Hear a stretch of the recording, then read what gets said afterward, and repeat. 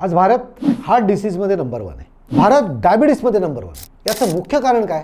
याचं मुख्य कारण की भारतामध्ये ताणतणाव, स्ट्रेस हा फॅक्टर वाढला. आता याच्यामुळे नक्की काय होतं? तर स्ट्रेसमध्ये जेव्हा आपण जातो तेव्हा असे काही ॲडिशनल हार्मोन्स सिक्रेट होतात किंवा कॉर्टिझॉल किंवा इपिनेफ्रेइन याची क्वांटिटी वाढते आणि त्याचा impact high blood pressure, extra glucose level, thyroxine अशा गोष्टीमध्ये झाल्यामुळे आपल्या नॅचरल बॉडी प्रोसेस ह्या डिस्टर्ब होतात. याचा इम्पॅक्ट काय?